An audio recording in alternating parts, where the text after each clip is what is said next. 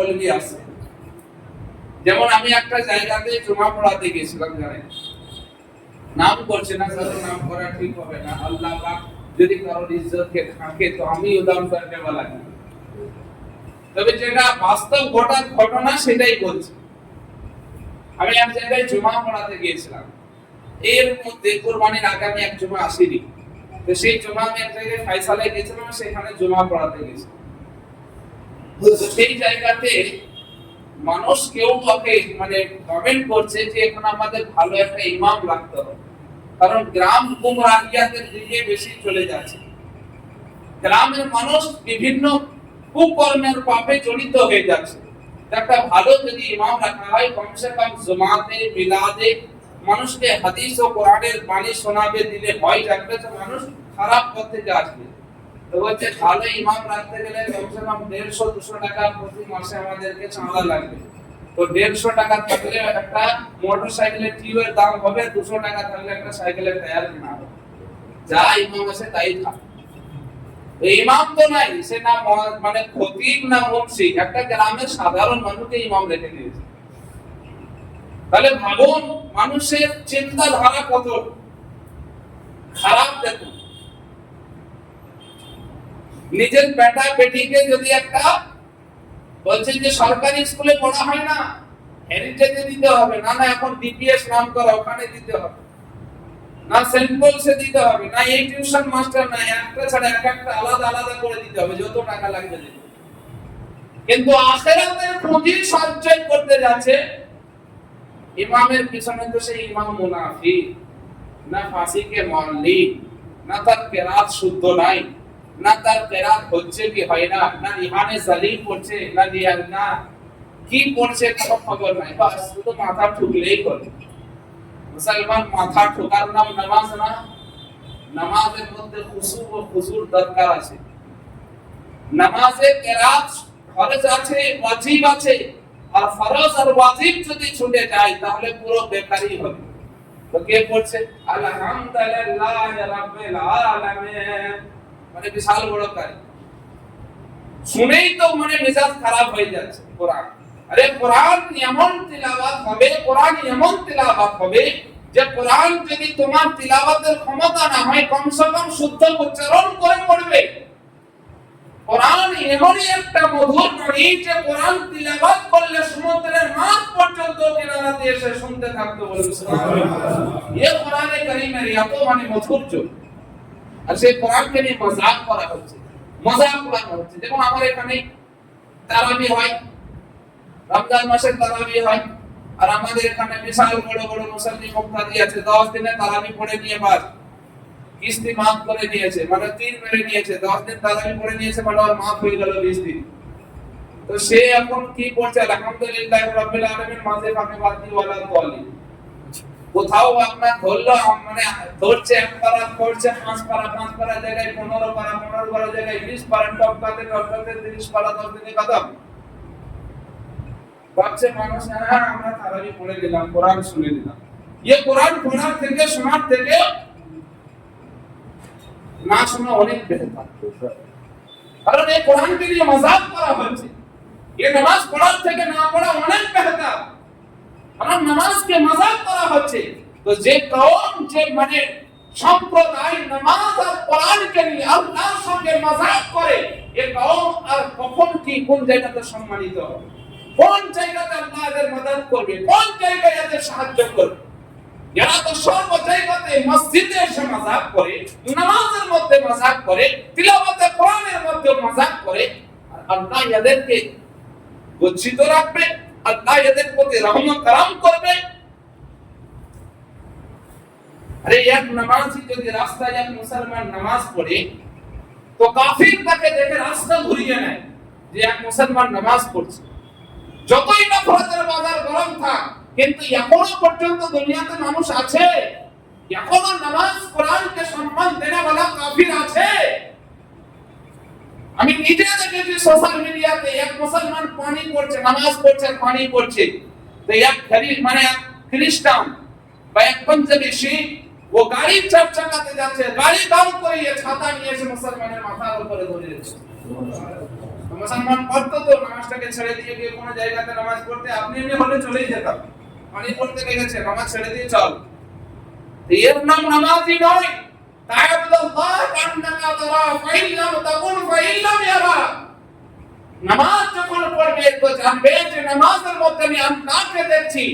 ফাইল্লাম তাকুন, যদি তোমার দ্বারা এটা সম্ভব না হয় যে আল্লাহকে আমি দেখতে জানি পারি না, ফাইল্লাম ইয়ারা, তাহলে এটা বিশ্বাস করো যে আল্লাহ আমাকে দেখছে।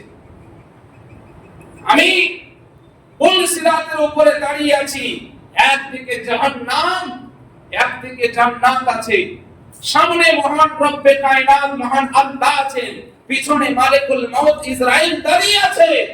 যদি টালবাটাল হয়ে যায়, হয় আমি জাহান্নামে যাব, ফুটন্ত আগুনের মধ্যে পড়ব, আর যদি আমি এদিক ওদিক করি তো মহান আল্লাহ আমাকে দেখছে, পুলিশম্যান আমাকে দেখবে। কিন্তু না, আমরা নামাজের মধ্যে পুরো দোকানের হিসাব করি। নামাজের মধ্যে কে কি কখন এলো, কে কোথায় গেল, সব খেয়াল রেখে দিলাম। নামাজের মধ্যে কে ফ্যান বন্ধ করছে ওটাও দেখে নিলাম আর চোখে। এর নাম নামাজই নয়, এ তো মাযাক হচ্ছে, এ তো ঠাট্টা করতে আসছে। এখনো পর্যন্ত আমরা সঠিকভাবে নামাজের প্রসেসটাই পদ্ধতিটাই জানি না, আর আমরা বড় নামাজি।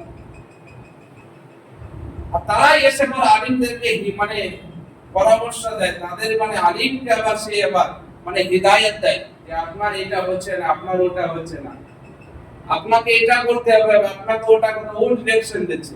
আলিমকে যে 12 বছর মাদ্রাসায় পড়ে এলো, তাকে ওই ডিরেকশন দিচ্ছে যে আপনার এটা ভুল হচ্ছে। আর যদি ধরা হয় তো ও পুরোপুরি মাথার চুল থেকে পায়ের নখ পর্যন্ত পুরোটাই ভুল আছে। তো ये মুসলমান কি করে পরিবর্তন হবে? ये মুসলমান কবে শিখবে? कुरान बोले इन्नल्लाहा मआ साबिरीन। বান্দা আমি নামাজ পড়নে ওয়ালার সঙ্গে থাকি না, রোজা রাখনে ওয়ালার সঙ্গে থাকি না, তাহলে নামাজ পড়বো না? তো নামাজ পড়া না পড়া সেটা তোমার উপরে ডিপেন্ড করে। কারণ আল্লাহ বলেন আমি এই দুনিয়াতে হাজার মাখলুক তৈরি করেছি, জানোয়ার, কুকুর, শিয়াল, ঘোড়া, পশু পাখি, অনেক জীবজন্তু তৈরি করেছি, কিন্তু সবার শ্রেষ্ঠ মানবকে বানিয়েছি। আমি শুধু নামাজ আর রোজা জিন আর ইনসানের জন্য ফরজ করেছি, কোন গরু ছাগলের জন্য নয়।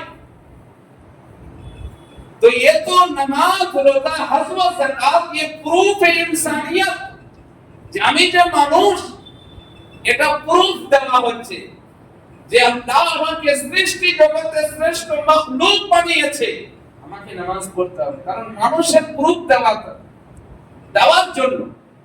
আর যে নিজেকে নিজে জানোয়ার বা অন্য কিছুর সঙ্গে তুলনা করবে, সে নামাজ থেকে দূরে থাকবে, সে রোজা থেকে দূরে থাকবে, সে হজ ও যাকাত থেকে দূরে থাকবে। তো আমাদের ব্যবহার, আমাদের নফস তো জানোয়ারের থেকে বদতার হয়ে গেছে। তার মানে কালচারটা মানুষের দেখেই বা কি হবে? ইনসান যদি হতে হয় দিল থেকে হয়, ইনসানিয়তকে দিল থেকে প্রকাশ করে। না হলে নামাজ পড়ছে মানুষকে ধোঁকা হচ্ছে, নামাজে পড়ছে মানুষকে ধোঁকাও দিচ্ছে। মুসলমান বলছে হজ করে আসছে, মা বাপের হাতে বাটি ধরিয়া মা বাপকে ভিক্ষা চাইতে মজবুর করেছে। বহু দুনিয়াতে এরকম আছে, ও নিজে হাজি, ও নিজে বড় দৌলত वाला, যাকাত দিচ্ছে, সেলিম বলে পাবলিসিটি করার জন্য রমজানের সময় 50 টাকার 100 টাকার কাপড় বড় বাজার কলকাতা থেকে নিয়ে এসে বাড়িতে কখন বিতরণ করে, আপনার শাড়ি বিতরণ করছে, কাপড় বিতরণ করছে, আর নিজের মাই ভিক্ষা চেয়ে বেড়াচ্ছে, বাপি ভিক্ষা চেয়ে বেড়াচ্ছে। এ তো হালাত হয়ে আছে সমাজ। আর এই কওম বলছে যে আমরা সব জায়গাতে অপমানিত, আর মুসলমান সব জায়গাতে মুসিবতের মধ্যে আছে। মহান আল্লাহ পাক বলেন, বান্দা যেদিন তুই নিজের রাস্তা থেকে সরে যাবি, আমি আল্লাহ তোকে এমন গজব দেব যে রাস্তাতে ফিরে আসতে মজবুর হয়ে যাবে। কারণ ইরাকের সরজমিনে যখন এক একটা মানদার, তার কাছে এত দৌলত ছিল যে অন্যান্য কান্ট্রি, অন্যান্য স্টেটের বা অন্যান্য রাজ্যের, অন্যান্য দেশের শাহী খাজানাতে অত দৌলত ছিল না। এক একটা মুসলমান মানুষের কাছে এমন দৌলত ছিল। আর সেই সময় চেঙ্গিজ খান আর হুলাগু খান এসেছিল। কেন? কারণ তাদের কাছে যখন পয়সা এসে গিয়েছিল তারা তখন আল্লাহর রাস্তা থেকে সরে গিয়েছিল। তারা ইসলামকে বোঝ ভেবেছিল। আর যখন উলামা তাদেরকে হিদায়াতের কথা বলতো, যাকাতের কথা বলতো, ওসুলের কথা বলতো, তখন তারা নিজেকে বোঝ মনে করে বলতে, এই এসব কিছু হয় নাকি? কারণ বর্তমান যুগেও দেখবেন আপনি পয়সাওয়ালাদেরকে ফলো করবেন, যারা পয়সাওয়ালা হয়েছে, যতদিন গরিব ছিল এরা মাজার আর মসজিদে মাথা ঠুকছিল, আল্লাহ আমাকে দাও, আল্লাহ আমাকে দাও। আর যেদিন পয়সা হয়ে গেছে সেই দিন থেকে ওর মানে পুরো চেঞ্জ, পুরো ব্যবহারই চেঞ্জ হয়ে গেছে। নামাজ পড়া তো দূরের কথা, মসজিদে যাওয়া তো দূরের কথা, বাজে পাঠিয়ে ইসলামকে নিয়ে টিপ্পনি করে, কমেন্ট করে। এরকম আমাদের সমাজের মুসলমান। তো যখন মুসলমান আল্লাহর রাস্তা থেকে সরে যায়, তো ওই সময় চেঙ্গিস খান আর হালাকু খানের মতো কাফিরকে পাঠিয়েছিল। আর আজকে কি আপনি ফিলিস্তিনের দিকে দেখে আপনি দুঃখটা চোখের পানি ঝরাচ্ছেন আর আপনি ফেসবুকে কমেন্ট করছেন? আরে সেই যুগে চেঙ্গিস খান আর হালাকু খান এরকম হাজারো ফিলিস্তিনকে শমশান বানিয়ে দিয়েছিল, যেদিকে যেত মুসলমানের রক্তে, নদীতে পানি যেত না, নালাতে পানি যেত না, শুধু রক্ত প্রবাহিত হতো। এইরকম জুলম করেছিল চেঙ্গিস খান আর হালাকু খান। আর তাদেরকে কে সাহায্য করেছিল? আউলিয়া কেরামের গ্রুপ, বলি করে রূহ আত্মা তাদেরকে সাহায্য করেছিল, যাও ওই জালিমদেরকে ধ্বংস করে দিই। জালিমরা আল্লাহর খেলাফ পথে যায়, আল্লাহর প্রতি নাফরমানি করে, ওদেরকে একে ধ্বংস করে দেয়। বলবেন কে করে?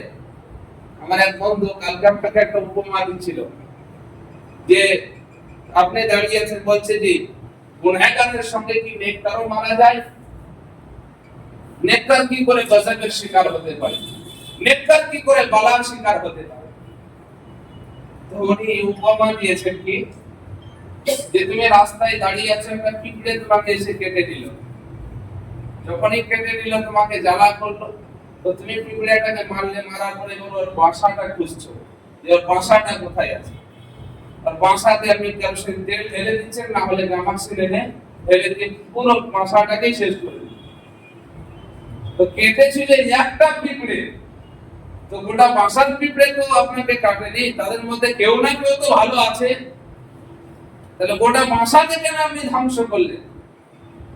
তো সেই রকম কোন মুসলমান যখন জুলম করে, অত্যাচার করে, অন্যায় পথে চলে, আর বাকি মুসলমান যখন চুপ থাকে, তখন আল্লাহ পাক গজব দেয় সেই মুসলমানের উপরে। আর আল্লাহ বলেন, ওই জালিমকে মারার আগে, ওই যারা চুপ হয়ে তামাশা দেখছে, আগে ওই জালিমদেরকে আগে ধ্বংস করে। এ তো বনি ইসরাইলের যুগে হযরত মুসা কালিমের একটা উক্তি আছে। তো অন্যায় যে করে আর অন্যায়কে যে সহায়, তো অন্যায় করার থেকে বড় অপরাধী সেই ব্যক্তি যে অন্যায়কে বরদাস্ত করে, চোখে তাকিয়ে যে মেনে নেয়, তার প্রতিবাদ করে না, এরা হলো সব থেকে বড় জালিম।